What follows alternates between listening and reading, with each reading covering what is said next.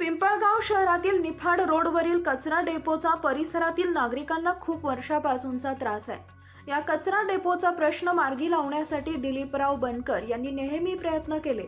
तो प्रश्न मार्गी लागावा ही त्यांची देखील भूमिका असल्याने महायुतीचे उमेदवार यांना आपले बहुमोल मतदान देऊन निवडून द्या। येत्या काही दिवसात निफाड रोडवरील कचरा डेपोचा प्रश्न मार्गी लावणार असल्याची ग्वाही विश्वासराव मोरे यांनी दिली। या प्रसंगी सतीश मोरे, बापूसाहेब पाटील, बाळासाहेब बनकर, गणेश बनकर, संजय मोरे, नारायण पोटे, दीपक मोरे, पुंडलिक गायकवाड, बारा मोरे, विशाल मोरे, राजू भवर, अंकुश वारडे, माणिक देवकर आदींसह ग्रामस्थ उपस्थित होते। दिलीप काकाची निशाणी या ठिकाणी घड्याळ आहे। त्या घड्याळाचं बटन दाबून त्यांना पुन्हा एकदा आपल्याला आमदार या ठिकाणी करायचे आहे। ही निवडणूक काही ग्रामपंचायत, जिल्हा परिषद किंवा दुसरी नाहीये। ही निवडणूक आपला आमदार निवडण्याची निवडणूक आहे आणि आपल्याला आपला गावचा आमदार या ठिकाणी आपल्याला निवडून द्यायचा आहे। गेल्या 5 वर्षामध्ये आपण बघितलं असेल की आपल्या दिलीप काकांना आपण 5 वर्षापूर्वी निवडून दिलं आणि त्यानंतर लगेचच या ठिकाणी कोरोना आला आणि कोरोना आल्यानंतर काय परिस्थिती निर्माण झाली आपल्या सर्वांना माहित आहे। आपण सर्व घरात बसून होतो, सर्व दुकानं असतील, किराणा असेल, मेडिकल असेल, सगळे बंद होते आणि त्या काळामध्ये काका आणि आमच्या सरपंच होत्या, गणेश भाऊ होते, आम्ही आपण सर्वांनी सगळं बघितलं आणि त्या काळामध्ये काकांनी कोरोनाच्या काळामध्ये या पिंपळगावकरांची जी काळजी घेतली ती सर्व आपल्याला माहित आहे। आपण आपल्याला लागणारा रोजचा सीधा आणू शकत नव्हतं, किराणा दुकान आपलं उघडत नव्हतं। त्यावेळेस पिंपळगावमध्ये एक अन्नछत्र ग्रुप आपण स्थापन केला काकांनी आणि त्या माध्यमातून आपण सर्व घरोघर आपल्याला पीठ असेल, तेल असेल, ज्या ज्या वस्तू असेल त्या ठिकाणी आपल्याला पुरवल्या आणि त्यानंतर मेडिकलची व्यवस्था, दवाखान्याची व्यवस्था त्यांनी केली। अशा सर्व बाबतीत काकांनी कोरोनामध्ये सर्व लोकांची काळजी घेतली। बाहेर गाव येणारे जे मजूर बाहेरगावी पायी चालले होते त्यांनाही जेवण देण्याचं काम असेल, त्यांना गाड्या भरून त्यांना त्यांच्या गावी पोहोचण्याचं काम दुसऱ्या राज्यातल्या लोकांचं केलं। तेव्हा आपल्या लोकांची तर काका काळजी घेतातच आहे। त्यामुळे ह्या निवडणुकीमध्ये आपल्याला काकांना निवडून द्यायचं आहे। आज आपण बघतो की आपण तुम्ही दिवसभर किंवा पुढे रात्रपाळी असेल, आपण अनेक ठिकाणी काम करतो, मार्केट कमिटी असेल किंवा इतरही ठिकाणी आपण काम करतो, परंतु आपल्याला जे पाणी मिळतं, पिंपळगावकरांना जे पाणी मिळतं 24 तास आपल्याला भरपूर या ठिकाणी पाणी मिळतं। ते पाणी आपल्याला पहिल्यांदा ज्यावेळेस 2004 मध्ये काका आमदार झाले त्यावेळेस काकांनी पालखेड धरणातून पाणी योजना आणली, 17 कोटी रुपये खर्च करून त्यावेळेस पाणी आणलं, म्हणून ते पाणी त्या वर्ष आपल्याला पुरत होतं।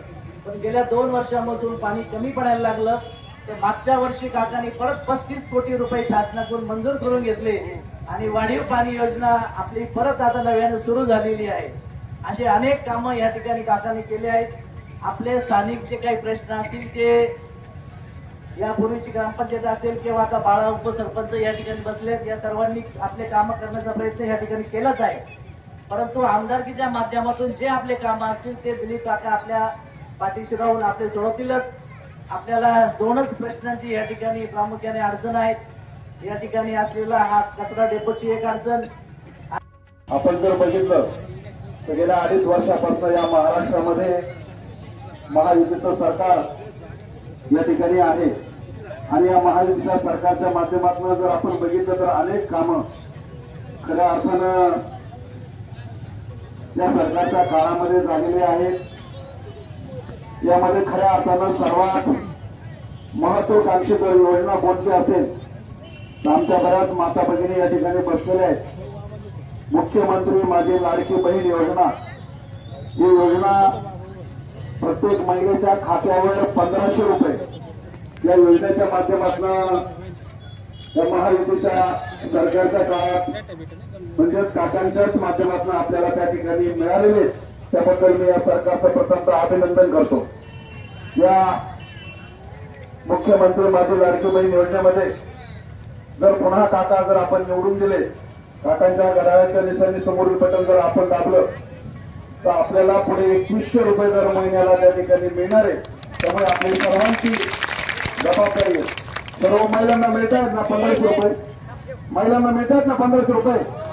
मग आता जर आपल्याला काका निवडून नाही आले, आपण घड्याळाचं बटन दाबलं नाही, तर ही योजना हे पुढचं जे आपण जर मत काकांना दिले नाही तर जर दुसरं सरकार आलं तर ती योजना बंद होईल, हे आपण सर्वांनी लक्षात ठेवायचे. त्याच्यामुळे आपल्याला पुन्हा 2100 रुपये जर आपल्याला पाहिजे असतील तर आपल्याला घड्याळाचं बटन दाबावं लागेल. बरोबर आहे ना? हे आपण फार महत्वाची योजना ही या ठिकाणी आहे. आणि सर्वात महत्वाचं, या देशामध्ये नरेंद्र मोदी यांच्या नेतृत्वाखालील सरकार आहे. आपल्याला कोरोना काळापासून मोफत रेशन मिळते ना सर्वांना, हेच सरकार या ठिकाणी देते. आणि पुढचे 5 वर्ष पुन्हा आपल्याला जर रेशन मोफत पाहिजे असेल तर पुन्हा महायुतीचं सरकार आपल्याला या ठिकाणी आणणं गरजेचं आहे. त्यामुळे अनेक योजना गोरगरीब, महिला, सर्वसामान्य, कष्टकरी यांच्यासाठी या महायुती सरकारनं या ठिकाणी योजना आणलेल्या आहेत. आणि सर्वात महत्वाचं काम आदरणीय मोदी साहेबांनी काय केलं असेल तर या देशामध्ये एका आदिवासी मेंबर महिलेला राष्ट्रपती द्रौपदी मुर्मू यांना खऱ्या अर्थानं याच सरकारने केलेले, त्यामध्ये काकांचा सुद्धा सहभाग या ठिकाणी होता. त्यामुळे अनेक योजना असतील, आदिवासी असेल, गोरगरीब असेल, दलित समाजासाठी असेल, सर्वसामान्य घटकांसाठी काम करणारं हे निश्चितपणाने एक सरकार आहे. आणि या सरकारच्या ज्या योजना आहेत त्या सर्व तुमच्यापर्यंत पोहोचवण्याचं काम काकांच्या माध्यमातून होतंय. खऱ्या अर्थानं बऱ्याच वेळा प्रश्न या कचरा डेपोचा या ठिकाणी आहे ते सुद्धा मिटला पाहिजे. बऱ्याच वेळा फोन या ठिकाणी येतात. निश्चितपणानं काका जर आमदार झाले, आपल्या गावचे आमदार असल्यानंतर ज्यांचं निधन झाले, आपले खासदार हरिश्चंद्र चव्हाण साहेब, अंकुश वारडेन, आम्ही त्यांच्याकडे गेलो होतो. हा जो सभामंडप आहे हा त्यांच्या माध्यमातून आपल्याला मिळालेला आहे. आणि जसं काकांनी सांगितलं, सतीश भाऊंनी सांगितलं, अशा सगळ्या योजना आपल्यापर्यंत पुढे चालू राहणार आहे. त्यामुळे आपले गावचे उमेदवार, गावचे आमदार, हक्काचा माणूस, आणि केव्हाही आपण त्यांच्याकडनं काम प्रश्न करून सोडून घेऊ शकतो अशा दिलीप काकांना आपण राष्ट्रवादीचं जे काही घड्याळ चिन्ह आहे त्या चिन्हाचं बटन दाबून प्रचंड मताने निवडून द्यावं. धन्यवाद.